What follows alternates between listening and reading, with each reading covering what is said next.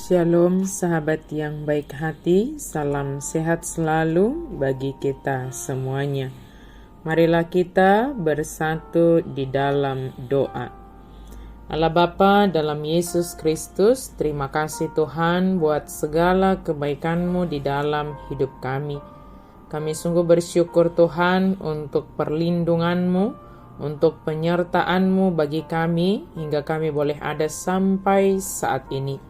Kami hendak merenungkan firman Tuhan, berkenanlah Engkau menolong kami, memberikan hikmat bagi kami dalam merenungkan firman-Mu. Amin. Firman Tuhan bagi kita pada hari ini tertulis dalam kitab 2 Timotius 1 ayat 14. Peliharalah harta yang indah yang telah dipercayakannya kepada kita oleh Roh Kudus yang diam di dalam kita. Na pinalumehon na denggani maramoti marhite-hite to di parbadia na maringanan di bagasak kita. Peliharalah harta yang telah dipercayakan kepada kita. Sudahkah kita bertanggung jawab dengan kebenaran yang kita pegang selama ini?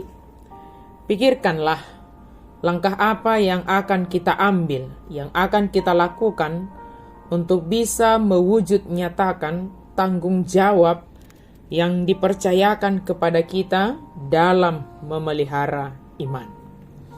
Dua pertanyaan ini kita renungkan di dalam menjawab, di dalam menghayati firman Tuhan yang diberikan kepada kita hari ini. Rasul Paulus memberikan nasihat kepada Timotius agar memelihara harta yang indah, yang dipercayakan kepadanya, yang Tuhan sudah berikan kepadanya. Harta yang indah itu adalah iman kepada Yesus Kristus yang ada dalam diri neneknya Lois dan ibunya Eunike, dan akhirnya hidup dalam diri Timotius. Segala sesuatu yang indah memang harus dipelihara.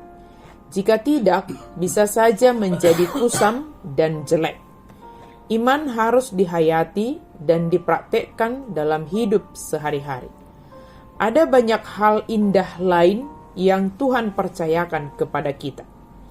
Suami, istri, anak, orang tua, dan harta yang indah yang lainnya yang harus terus kita pelihara, yang harus terus kita jaga. Relasi yang baik harus terus diwujud nyatakan. Kalaupun ada gesekan, kalaupun ada konflik, semua harus segera diselesaikan berdasarkan kasih. Harta yang paling indah yang Tuhan anugerahkan kepada kita, yaitu iman, dan kita pelihara dengan melakukan firman Tuhan. Walaupun kita setiap hari mendengarkan dan merenungkan firman Tuhan, tetapi itu harus senantiasa kita kerjakan tanpa jemu-jemu. Sebab kita, jika berhenti dan tidak berkomitmen untuk setia, belajar, mendengar, dan merenungkan apa yang dipercayakan kepada kita, maka itu bisa hilang. Dan akhirnya kita tidak dapat dipercaya. Kita tidak bertanggung jawab atas apa yang diserahkan kepada kita. Setelah kita diselamatkan, kita akan terus menjalani kehidupan ini dengan ajaran-ajaran firman Tuhan yang menjadi pegangan hidup kita. Tetapi tidak sampai di situ saja. Kita bertanggung jawab memelihara iman kita. Sebagai saksi Kristus, kita perlu menjaga hati nurani kita tetap murni, menjaga hubungan kita dengan Tuhan, dan melakukan yang terbaik dalam hidup ini. Hal inilah juga yang disampaikan oleh Paulus kepada Timotius. Ia menasihatkan agar Timotius memegang apa yang telah ia dengar dari Paulus sebagai contoh ajaran yang sehat dan dilakukan dalam iman dan kasih dalam Kristus Yesus. Perjalanan kehidupan yang terus kita lalui seyogianya membawa kita kepada pertumbuhan rohani yang juga meliputi kesaksian hidup kita bagi orang lain. Jangan pernah berpikir bahwa kita sudah cukup baik, sudah cukup beriman, sudah cukup rohani, dan lain sebagainya. Namun ini yang harus kita perbuat, bahwa selama masih hidup, kita bertanggung jawab dengan kebenaran.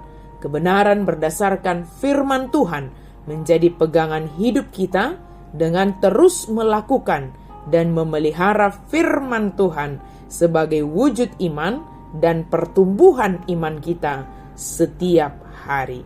Amin. Mari kita berdoa. Kami bersyukur Tuhan untuk harta yang indah yang Engkau percayakan kepada kami. Sebagai orang beriman, kami sungguh bersyukur dengan iman kami yang Engkau anugerahkan bagi kami. Tolong kami Tuhan, supaya itu boleh kami pelihara dengan melakukan firman Tuhan dimanapun kami berada, apapun yang kami hadapi.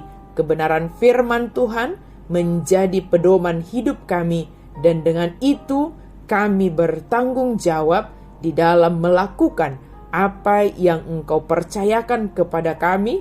Kami boleh menjadi saksi Kristus dimanapun kami berada. Terima kasih ya Allah, dalam nama Yesus kami berdoa dan bersyukur. Amin.